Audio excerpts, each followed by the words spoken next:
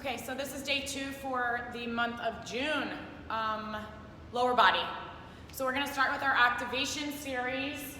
We have 4 exercises. They're 45 seconds. We're gonna do one leg for 45 seconds each exercise, then we're gonna switch legs 45 seconds each exercise on the other leg, and then that's it. So just 2 rounds. We're gonna use the ankle strap. So we're familiar with all of these moves.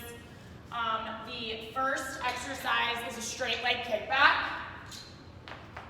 So a slight hinge, just enough to keep the core tight and the back flat. Exhale. Hopefully your client's not wearing flip-flops. Flex your foot, use your glute, keep that leg relatively straight, and lift high enough just to squeeze your glute. 45 seconds there. Then they are going to put the ankle strap leg closest to the turf, open up for abduction, 45 seconds, most weight in the standing leg, exhale as they lift, face the other direction. They can put one foot onto the black foam pad if they want. It's going to give them about 2 to 3 inches more range to kind of kick. I tried it a couple times. I don't like it. It's up to your client. Again, most weight is on the standing leg. The leg with the ankle strap is closest to the rig now. Exhale, pull straight across your body as far as you can. Control the return on the way in, and your knee is slightly bent. And then the last one, they're going to want to up their weight for this one. It's kind of a hip flexion, also quad. They're going to lean in. They're going to drive their heel or their knee to their chest. Nice and control return. Exhale as they drive. Again, 45 seconds. Each exercise one leg, and then they'll switch the ankle strap to the other leg and go 45 seconds there. And then that's the end of that. So for the first big circuit, we have 4 exercises. They're 30 seconds each, and we're going to do the whole circuit 3 times. So for this one, we have the rope on the bottom, and we're going to put the hip belt on L1, the rope is on R1. So we are going to go back to our goblet squat. We're familiar with that one. No special tempos, feet just wider than your hips, butt back, sink, stand and squeeze your glutes. I've been really coaching to activate their core, try and keep their back nice and tall. I've noticed a decent amount of improvement in squats over the past several months, so I'm happy with that. So 30 seconds rope goblet squat. Then they're going to lower their weight a little bit, sink into a squat, shoulders back over their hips, and they're going to do that duck walk, all right? So I have a couple clients who kind of waddle. We want to make sure that they try and keep their hips square. Small steps forward and backwards. 4 to 6 steps works. Again, tight core, tall back. Exercise number 3 is a hip belt reverse lunge with a slider. So you can't really, I don't really have the space to do it on the turf, but we're gonna put one foot in the hip belt, make sure it's around mid-calf. We don't want it right behind their knee. The other foot is going to be on the slider. The leg with the hip belt stays stationary. Dig their toe into the turf, reverse lunge, and squeeze your glutes as they come back and stand. If the lunge is too difficult with the slider, they do not have to use the slider. 30 seconds each leg there, and then we are going to lie down on the floor and do hamstring reverse leg curls, once again with both sliders. You're familiar with those, we did them in the month of May. I've really been coaching to activate and squeeze their glutes. They're gonna feel it a little bit deeper into their hamstrings and their calves. So we have our rope goblet squat for 30, we have the reverse duck walks for 30, hip belt reverse lunge, 30 each leg with a slider, and then we have hamstring leg curls for 30 seconds, 3 times through that circuit. Then we have a finisher. This is really tough, especially on the quads. I didn't realize it was so much quad work until I did it 3 times in a row. Banded knee extension, quadruped. So we drop down into quadruped position, knees under hips. The more band you grab closer to your knees, the harder it's going to be. Tight belly button, exhale as you thrust those hips to the ceiling. We're gonna do that 3 times, 30 on, 15 off as the challenge or the finisher for that first circuit. The first week or 2, if you only get through 2 rounds, that's okay. But by week 3 or 4, maybe even 4 and 5, because of the month of June, we're gonna go 5 weeks. Try and do 3 times, 30 on, 15 off. Then we are going to move into upper body. So we have 1 upper body circuit. There's 4 exercises. I kind of switched it up. The first exercise we're gonna do 2 times, 30 on, 15 off. Then we're gonna move to the second, 30 on, 15 off 2 times, and so forth. So the first exercise is that tri-placement push-up. We start in a narrow push-up, move your hands a little bit wider, and then widest, back into position 2, and then back into that narrow tricep. And they're just going to continue to repeat that pattern for 30 seconds, 30 on, 15 off, 2 times in a row.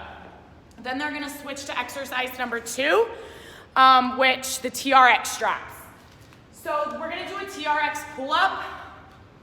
The appropriate height is when the client sits on the ground, their arms should be relatively straight.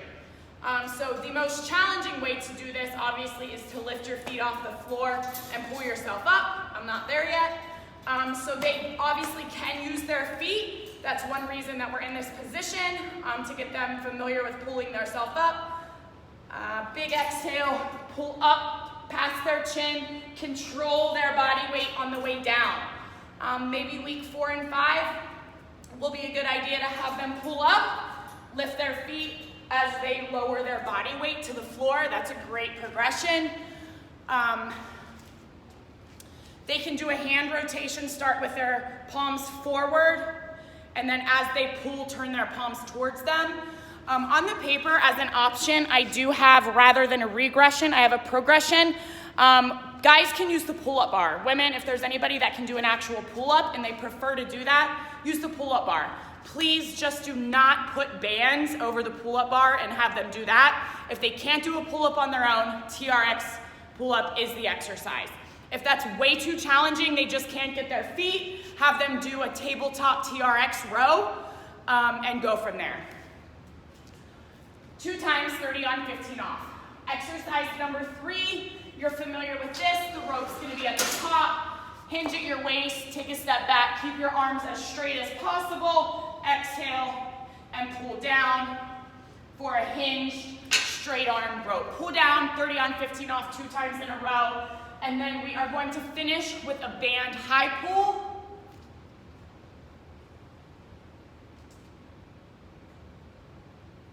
So we've done this before with the rubber resistance band, but for this time, we're gonna try it with a band with handles. We liked this one. Stand on the band, exhale, pull up, and back down. Your elbows go high, your hands come as high as you can. That's comfortable, but challenging, but doesn't hurt your shoulders or your elbows. So nice tall posture, feet about hip width apart, exhale up, nice and controlled. 30 on, 15 off, 2 times. So for our upper body circuit, you have your tri-placement push-up, you have your TRX pull-up, you have the hinged straight arm rope pull down, and you have your banded high pull. Then there is a challenge for this. So they're gonna grab a mini band. I wouldn't suggest green or yellow. I grabbed it because that's what I wanna do right now. So blue, black, or red. We are going to go 30 seconds on, 15 seconds off 3 times. Again, the first couple of weeks, if you only want to go once, that's fine. If you want to go twice, that's fine. It's a palm plank with an alternating row. All right, so you do have to kind of get the hang of it, where to place your hands and how to pull. So get into a palm plank, row, replace your hand, row. If you see a lot of hip rocking, take your client's feet wider.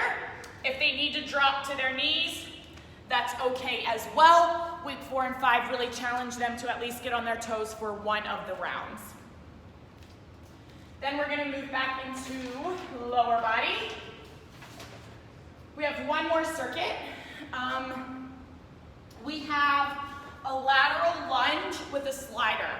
Now, this is really, really challenging. If people have bad knees, I would not risk using the slider. It takes a lot of control, core and lower body. They're going to put the foot on the slider. I can't slide on this very well, so pretend it is. Drive that slider out, butt back, watch their knee placement, and pull the slider back in. Lateral lunge with the slider, 30 seconds each side, switching legs. Then they're going to go into a deadlift with the rope. So this is kind of cool. They can deadlift a lot of weight, so this is the weight suggestions on the paper. So I like this with my legs a little more narrow. It was a little bit of a different deadlift. And our legs are almost straight, but not locked, okay? So they're gonna step back, butt goes back, floor, or their chest to the floor, arms straight out, exhale, squeeze. Hinge, stand up, all right? Keep a tight core for a nice flat back. Make sure that your client isn't extending their spine as they stand up and snap their hips forward. Exercise number 3 is an SLDL, but we're gonna use a long resistance band. I really liked this. I had to use it as a modification for a client this month, and it was great. So they're gonna stand on one leg, they're gonna stand on the band under one foot. The closer they grab the band to the floor, the harder it's gonna be, obviously. So start standing up, hinge, keep that toe square to the floor, so your hips are square, and snap. Hinge, and snap. If they need to return their foot to the ground in between each rep, encourage them to do that so they can keep their balance and get in as many good reps as possible. Hips square, shoulders square, tight core, good hip snap with the glute squeeze. 30 seconds each leg. And the last one is gonna be touchdown skaters. So we did speed skaters last month to kind of get them prepared for this. Now they're going to touch down in between each rep. If that doesn't work, encourage them to do curtsy lunges with a touchdown. Okay, so that's the regression. And that's it, 2 times through. Lateral lunge with a slider or without. Straight leg deadlift with the rope all the way at the bottom. SLDL with the long resistance band and touchdown skaters. 30 seconds each exercise or each side, 2 rounds. And then we have core. So we have 3 exercises here. We're gonna do an X plank. So they're gonna get in a palm plank, feet wider than our hips. Start in a plank, nice tight position. Thrust your hips to the air as your opposite hand reaches for the opposite pinky toe. Every time they're returning to a good tight plank and restart. Tight plank, restart. If they can't reach their toe, have them reach for their knee. Same movement pattern. We just want them returning to a flat back, hips even with shoulders in between each rep. 45 seconds for that exercise. Exercise number 2 is a hollow hold with flutter. Little leg kicks, so get into a hollow hold, flutter their legs nice and straight. If that bothers their back, bend their knees. They can drop their shoulders down, tap their toes, and if they need to, elbows on the floor as they flutter.